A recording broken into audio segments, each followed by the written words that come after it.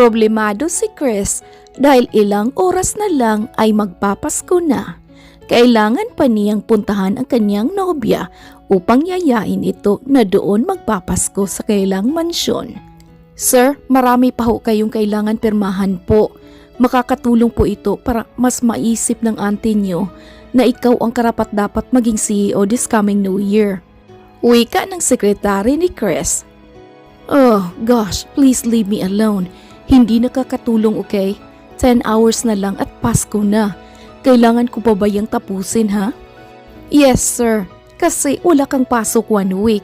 Sagot naman ng babae na mas lalong nagpapainit ng ulo sa binata. Nang makita ng babae na parang kakain ng tao ang kanyang amo, ay mabilis itong nagpaalam at mauuna na itong uuwi. Huminga na lamang ng malalim si Chris at tinapos na ang kanyang ginagawa. Lumipas ang 1 oras at tumayo na ang binata upang puntahan ang kanyang nobya. Plano niyang mag-propose dito bago magbagong taon pero hindi pa siya nakabili ng engagement ring. Maybe saka na siguro. I can always ask her to get married anyway. Sa isip ng binata, binilisan na niya ang kanyang kilos at agad pinuntahan ang hotel kung saan namamalagi ang kanyang nobya. Ngunit sa hindi inaasahan na pangyayari, nakita ni Chris ang kanyang nobya na may kasamang ibang lalaki sa kwarto nito mismo. Nakapatong pa ang babae dito kaya galit na galit si Chris. Pinaghahampas niya lahat ng makikita sa kwarto at mabilis na tumakbo palabas ng building. Hindi matigil-tigil ang galit ni Chris at sakto namang may isang babae ang tumakbo papunta sa kanya. Oh gosh, tulungan mo ako at may humahabol sa akin. Takot na wika ng babae. What the? Sino ka ba at bakit bigla-bigla ka nalang kumakapit sa akin? Ines na wika ni Chris. Yumi, ako si Yumi. Tulungan mo ako at baka mahuli na ako ng lalaking yun. Nagtataka man ang binata pero pinapasok niya ang estranghero sa kanyang sasakyan. Salamat naman. Alam mo bang muntik na akong mahuli ng mukong na iyon kung di mo ako tinutulungan? Humihingal na wika ng babae. Alam mo miss, wala akong pakialam. Now get out of my car at aalis na ako. Ha? Hindi mo ba ako tutulungan? Nakikita mo naman na kailangan ko ng tulong, di ba? Sasagot na sana si Chris pero nakita niya ang kanyang nobya na palabas ng building kasama ang lalaki nito. Galit na namang pinaghahampas ni Chris ang kanyang manibela. Denge, bakit ngayon pa? Magpapasko na mamaya at ngayon ko pa malamang nagluloko pala ang girlfriend ko. Sinong iharap ko sa parents ko at ano ang magiging rason ko nito sakali? Problemadong wika ng binata. Nag-iisip pa si Chris nang biglang nagsalita ang babae. Oh, need some help? Mukhang matutulungan ata kitang masave ang pride mo sa harap ng parents mo. Wait, what? Sino ka ba? At bakit ka nga pala nagtatakbo kanina? Wanted ka ba? Wait, what? Hindi ako wanted, no? Sagot ng dalaga. May pinagtataguan lang ako at sakto namang ikaw ang nakita ko. Anyway, girlfriend mo yun? Maganda siya ha? Ilang taon na kayo? Tanong pa ni Yumi. Kumalma naman ang binata at tumingin sa malayo. 10 years na kami, kilala siya ng parents ko, especially my aunt. Every Christmas holiday ay nakakasama namin siya sa bahay. At plano ko na rin sanang mag-propose sa kanya bago magbagong taon. Seryoso na wika ng binata. Oh my, that's sad. Paano yan ngayon? Kaya mo bang sabihin sa parents mo ang totoo na nagluko ang babaeng pinakilala mo sa kanila sa loob ng 10 taon? Huminga na lamang ng malalim si Chris. Ayaw niyang maging malungkot ang kanyang pamilya kaya pumayag na siya sa gusto ng bagong kakilala na babae. Ano nga ulit ang may tutulong mo sa akin, Yumi? Tanong ni Chris. Oh, simple lang. Magpapanggap akong girlfriend mo sa loob ng ilang araw. Tapos, December 30 ay alis na ako para naman makapag-New Year ako sa pamilya ko. Ngiting sagot ng dalaga. Okay, fake girlfriend for just this Christmas. Aalis na sana ang dalawa nang bigla itong pinigilan ni Yumi. Teka, aalis na tayo? Baka pwede muna tayong kumain ano? Nagugutom na kasi ako eh. Piking ngiti ng dalaga. What?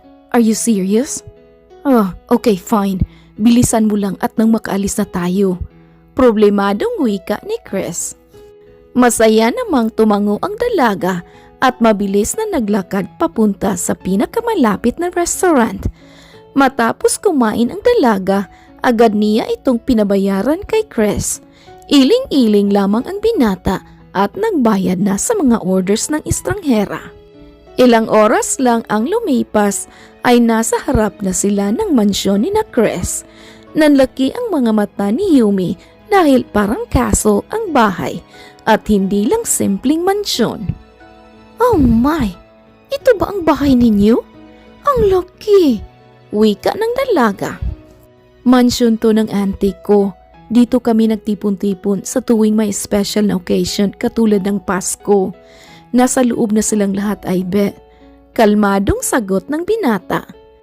Dahil sa tuwa at excitement ng dalaga ay nauna pa itong pumasok sa loob. Agad nitong nilapitan ang iba't ibang antique na bagay at di mapigilang hawakan ito. Oh no!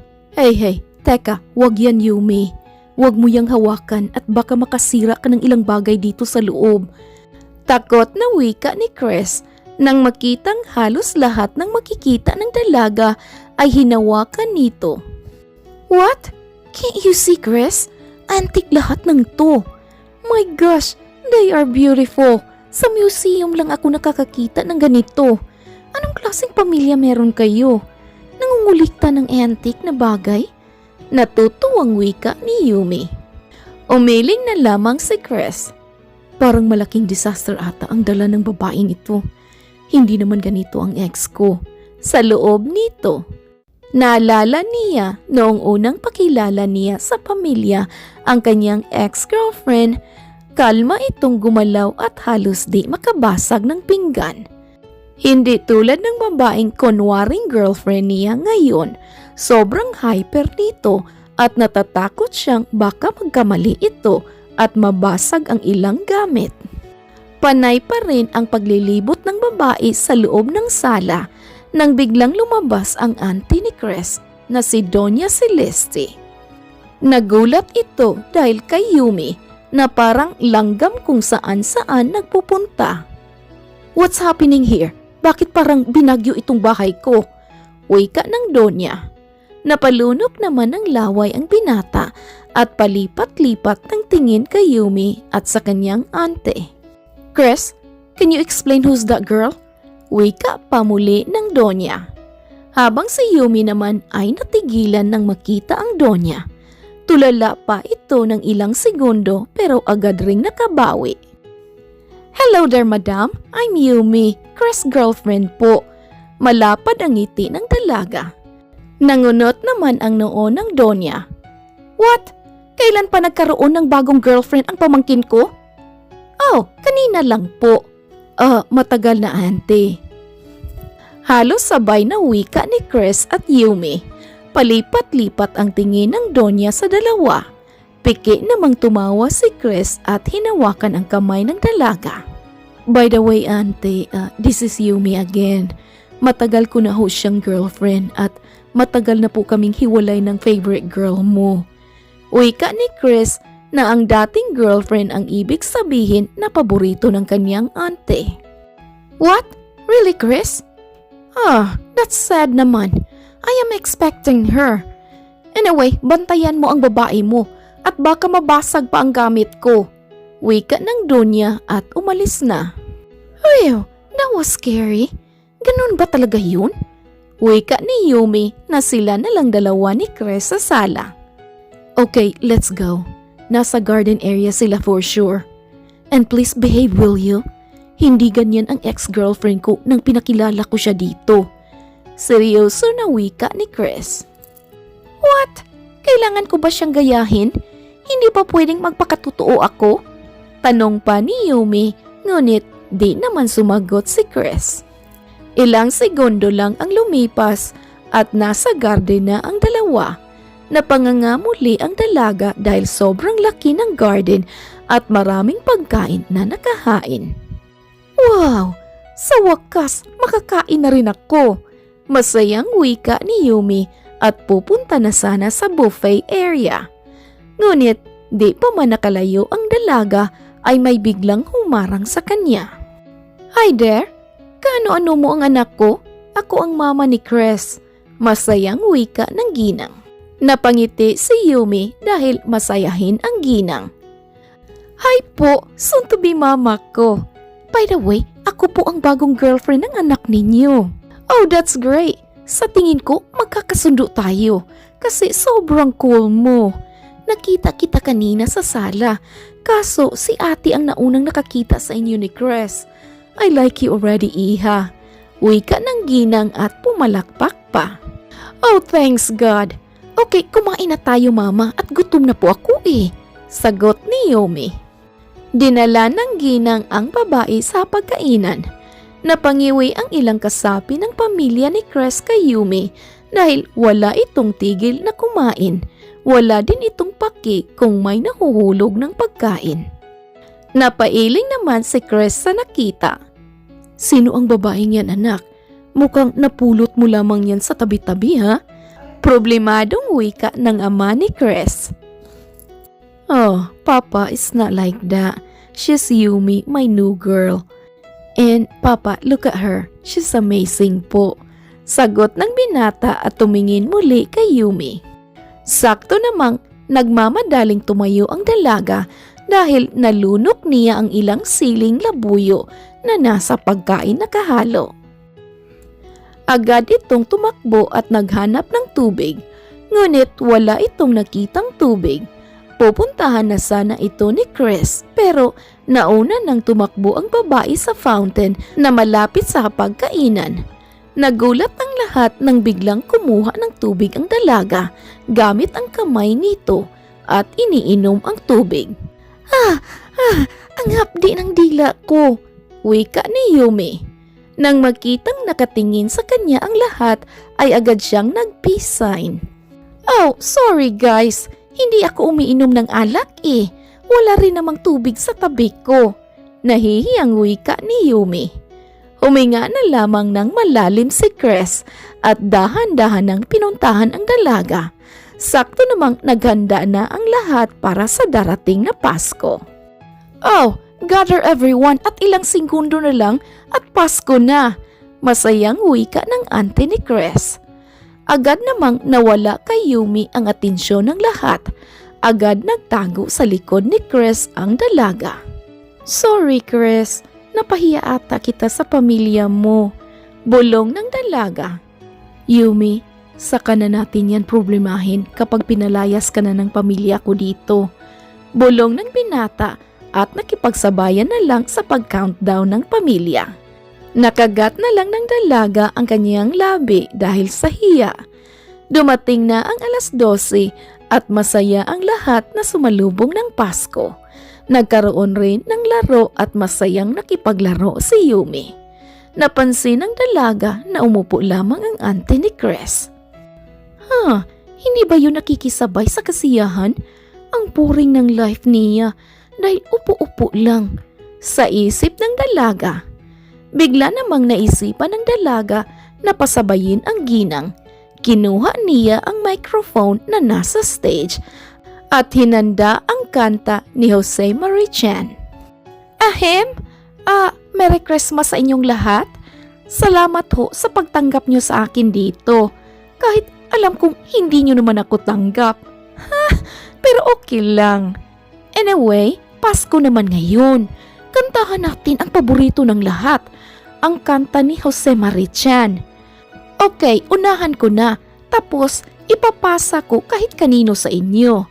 Pagkatapos niyang kumanta, ay bibigay niyo naman sa kahit sino. Okay? Alright! Nagbulong-bulungan naman ang kamag-anak ni Chris. Umiling naman ang auntie ng binata. Pero hindi nagpatinag si Yumi at sinimula na ang kanta. Unang nakisabay ang ina ni Chris hanggang sa nakisabay ang ilang kamag-anak ng binata. Tinapat na ni Yumi ang microphone sa auntie ng binata. "Oh no, do you think kakanta ako, iha? Come on, nagsasayang ka lang ng oras." Iling na wika nito. "Oh, come on auntie, it's Christmas. Means happy time, no KJ time, okay?" Sagot ng dalaga. Hindi naman nakasagot ang ginang at dahan-dahan na kinuha ang microphone. Napasigaw naman sa tuwa ang ina ni Chris at si Yumi. Nagulat ang ibang kasapi ng pamilya ni Chris dahil dahan-dahan na kumanta ang kanilang ante, ang CEO ng kanilang kumpanya at rena ng kanilang buhay. Pumalakpak naman si Yumi at nakipalakpak naman ang pamilya ni Chris hanggang sa sabay-sabay silang lahat na kumanta. Hanggang sa natapos ng ginang ang kanta at nagkaroon ng ilang laro. Pasimpleng kinuha ni Chris ang dalaga sa stage. "That was awesome, Yumi. Napakanta mo ang auntie ko. Alam mo bang unang beses niyang kumanta sa tanang buhay niya? Oh my, you're amazing, Yumi." Masayang wika ni Chris at niyakap ang babae dahil sa tuwa. "Okay, you're welcome, Chris. Pwede na ba tayong bumalik doon? Nagsasaya pa sila, oh." Sagot naman ni Yumi. Napangiti na lang na tumango ang binata at hinayaan na bumalik ang dalaga sa kanyang pamilya. Napailing na lamang siya dahil sa loob ng kaunting panahon ay natutunan niyang magustuhan ang estrangherang humihingi lamang sa kanya ng tulong. Alas 5 na ng umaga natulog ang lahat pero hyper pa rin na kumakain si Yumi na parabang hindi nakakain ng ilang araw. Nakita ito ng Donya kaya nilapitan niya ito. "Hindi ka ba natutulog, iha?" "Oh, ante. Ay, ante ni Chris pala." Gulat na wika ng babae. Tumawa naman ang Donya. "Ay nako, bukod sa malakas kang kumain, magulatin ka rin pala. I'm sorry." "Ay, okay lang po, ante. Akala ko kasi ako lang ang gising eh. Okay, halika po at kakain tayo." Kumuha naman ng pagkain ang ginang at tumabi kay Yumi. "Paano mo nakilala ang pamangkin ko, iha? Ang alam ko kasi matagal na sila ng girlfriend niya at alam kong mahal na mahal niya ito." Hindi naman nakasagot kaagad ang dalaga pero mas pinili nitong magpakatotoo. "Actually po, peking girlfriend po ako ng pamangkin ninyo. Naghiwalay po sila ng girlfriend niya before siya umuwi dito. Nagtatakbo ako noon dahil may isang lalaking pilit akong dalhin sa kanila to spend some Christmas night. Sakto namang nakita ko ang pamangkin ninyo, ante." "Oh my, I'm glad he meet you, iha. Nagkaroon ng extra special ang Pasko namin. Kagabi ko lang nakita gaano kasaya ang Pasko namin. Dati kasi wala kaming dapat gawin kundi talk about business. Lalo na ngayon na magre-retiro na ako and I am choosing 2 of my nephews. Isa na doon si Chris." "Talaga ho? Naku, akala ko ayaw niyo sa akin eh." Tumawa naman ang ginang. "Oh yeah, that's true, iha. When I first saw you. But after few hours, I like you. Naku, you're bubbly and full of energy and positive vibes. Thank you, iha." Ngumiti naman ang dalaga. "Salamat din po, ante. Kasi di kayo nagalit sa akin. Alis din po ako dito before New Year po. Salamat po at pinayagan niyo akong magpasko dito sa inyo." Tumango na lamang ang Donya. Matapos kumain ay nagdesisyon ng matulog si Yumi. Ang hindi alam ng dalaga ay kanina pa siya binabantayan ni Chris. Napangiti na lamang ang binata habang tinitigan ang dalaga. Look at you. Ang anghel mong tingnan matulog. Pero kapag gising ka, para ka namang langaw kung saan-saan napunta." Ilang oras nang nakatitig si Chris sa dalaga at hindi niya napigilan ang sarili. Dahan-dahan niyang nilapitan si Yumi At bago pa niya malaman ay hinalikan na niya ito. Nagising ang dalaga dahil akala niya may humalik sa kanya. Daydreaming, Yumi? Naku. Okay, makatayo na nga. Bulong ng dalaga. Good morning, beautiful. Maganda ka at ipapasyal kita. Maraming Christmas decor sa plaza at tiyak magustuhan mo doon. Ngitinguy ka ni Chris na nasa gilid lang nakaupo. Oh, talaga? Ipapasyal mo ako? Ay, gusto ko yan. Masayang wika ni Yumi at agad pumasok sa banyo. Tumawa na lamang si Chris dahil hyper na naman ulit ang babae. Ilang oras lang ang nakalipas ay nasa bayan na ang dalawa. Tuwang-tuwa si Yumi habang nilibot ang tingin. Marami ring pwedeng sakyan dahil may amusement park din pala sa tabi. Pinasakay agad ni Chris ang dalaga. Habang nag-i-enjoy si Yumi ay hindi niya napansin ang lalaking papunta sa kanya. Yumi, baby, saan ka nagpapasko? Nagulat naman ang dalaga at dali-daling tumakbo.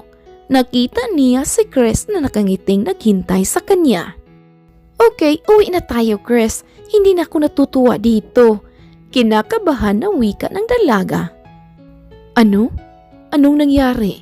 Akala ko ba nag-i-enjoy ka dito? Hindi na. Tara na.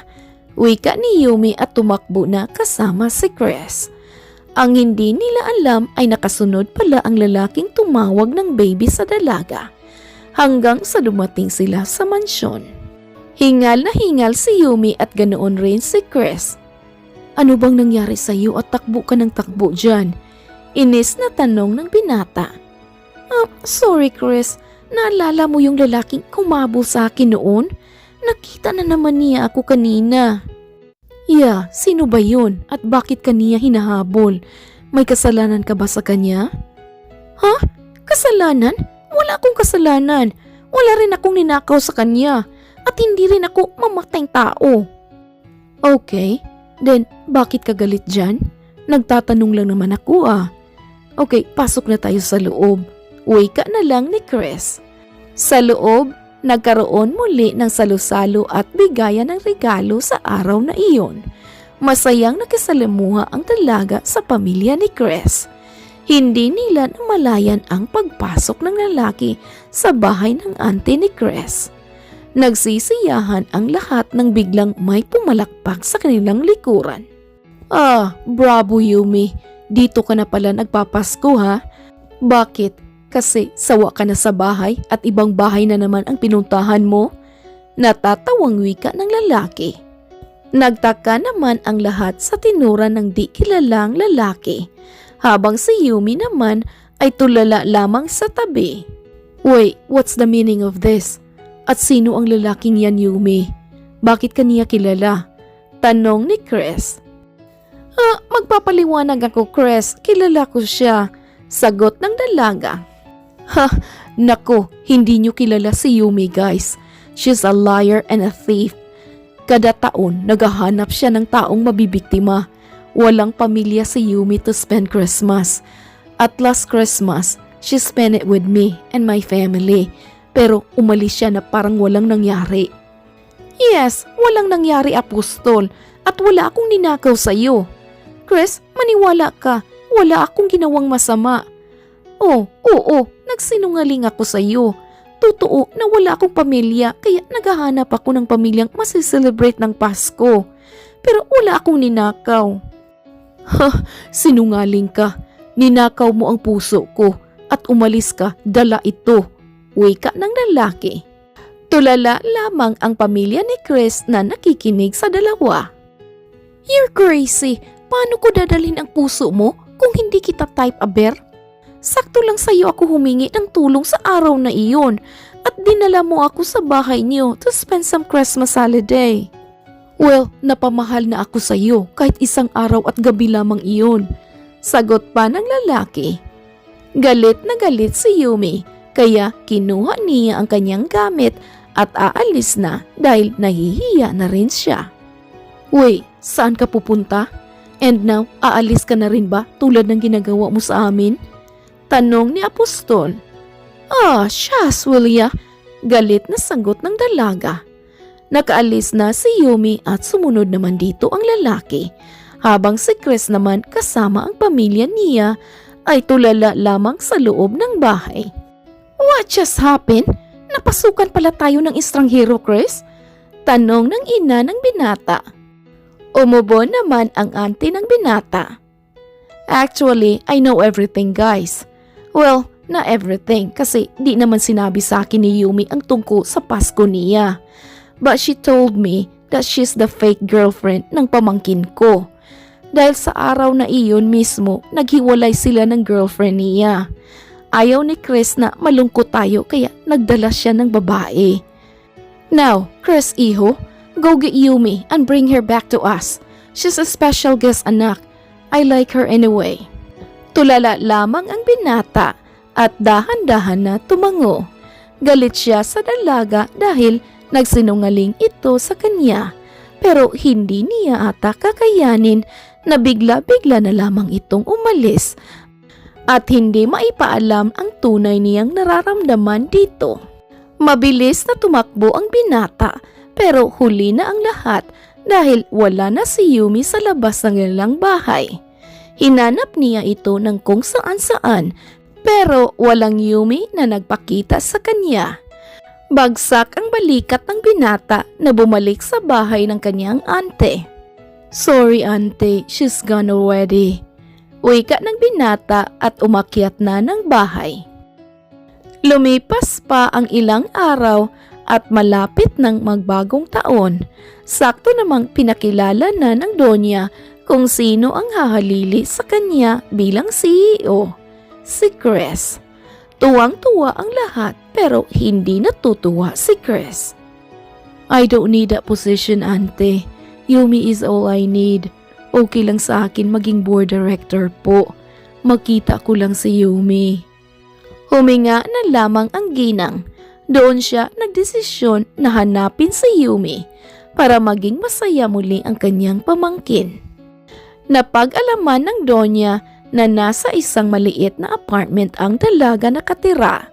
Nagtatrabaho ito sa isang call center na may malaking sahod. Agad itong pinuntahan ng Donya. Gulat na gulat naman si Yumi nang mapagbuksan ang Donya. Oh, hi Anthony Chris. Ikaw ho pala. Okay, tuloy po kayo. Wika ng dalaga. Ngumiti naman ang ginang. Bakit ka naman basta-bastang umalis, iha? Hindi mo man lang hinintay ang pamangkin ko na magsalita. Oh, sorry po. Nahihiya na po kasi ako eh. At kitang-kita ko ang galit sa mukha ni Chris sa araw na yun. Pasensya na po kayo kung naglihim ako sa inyo. Ayaw ko lang mag-isa tuwing Pasko. Wala na po akong pamilya. Well, I want to be honest with you, iha. Noong una, walang may gusto sa iyo. Really, wala. Napaka-hyper mo at walang-wala sa girlfriend ng pamangkin ko. But, iba ka. You made our Christmas happy and unforgettable, Yumi. Please come home. Naghihintay ang pamangkin ko sa iyo. He even rejected my proposal to him na maging CEO. Ikaw lang ang kailangan niya. Wika ng ginang.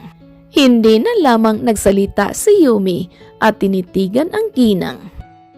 Mabilis lumipas ang oras at ilang segundo na lang ay magbabagong taon na. Tumulo na lamang ang luha ni Chris dahil walang Yumi na bumalik sa kanilang bahay. Nagbibilang na ang lahat hanggang sa dumating ang 12 a.m. Nagyayakapan ang lahat, puwera na lang kay Chris na tumalikod na sa lahat. Ikaw na naman ba ang aalis? Nandito na sana ako eh. Napahinto ang binata sa narinig. Dahan-dahan siyang tumingin sa kanyang likod. Napangiti siya nang makita si Yumi na nakangiti sa kanya. Agad niya itong niyakap ng mahigpit. I thought I lost you, Yumi. Galit ako sa iyo dahil naglihim ka sa akin. But I'm in love with you. Mangiyak-ngiyak na wika ni Chris. I'm sorry. I'm sorry na ulit.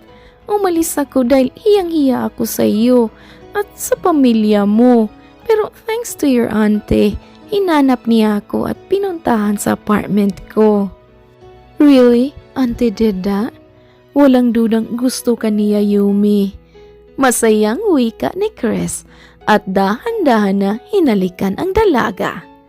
Kinagat ni Yumi ang kanyang labi matapos itong bitawan ni Chris. Chris, mahal mo ba ako? Yes, Yumi, I love you. Actually, pangalawang beses na kitang hinalikan. Una, yung natutulog ka at ngayon. Ngiting sagot ng binata. Napasingap naman si Yumi. Ikaw ha? Nagnanakaw ka pala ng halik dyan? Pasalamat ka, mahal din kita. Kung hindi, pinapulis na kita ngayon. Biro ng dalaga. Tumawa na lamang si Chris at hinalikan muli ang babae. Ang hindi nila alam ay nakatingin pala sa kanila ang lahat ng pamilya ni Chris. Sabay-sabay ang mga ito na pumalakpak at masayang niyakap ang dalaga. Masayang masaya si Yumi dahil ramdam niyang tanggap siya ng pamilya ni Chris. Nakita niya sa malayo ang auntie ng binata at nag-heart sign lamang ito sa kanya. Napa-heart sign rin ang dalaga sa ginang. Wala nang mahihiling pa si Chris at Yumi sa bagong taon na iyon. Niloko man si Chris ng kanyang nobya. Nakilala naman niya ang kanyang Yumi. At masayang masaya si Yumi dahil alam niyang hindi na siya maghahanap pa ng ibang pamilya para makipag-celebrate ng Pasko kada taon. Binigay pa rin ng ginang ang posisyon kay Chris. Masaya naman itong tinanggap ng binata. Nasa kanya na ang posisyon bilang CEO ng kumpanya. Nasa kanya pa si Yumi na nagpapasaya sa kanyang pamilya at sa kanya. Ilang taon lang ang lumipas at nagpropose na si Chris kay Yumi.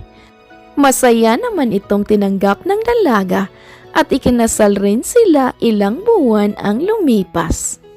At masayang namuhay ang dalawa kasama ang pamilya ng lalaki. At lagi nilang inaalala ang Paskong unang nakasama nila ni Yumi. The end. Okay, Merry Christmas mga kakulay! Just remember, the true spirit of Christmas lies in your heart. Maligayang Pasko sa lahat from Kulay TV.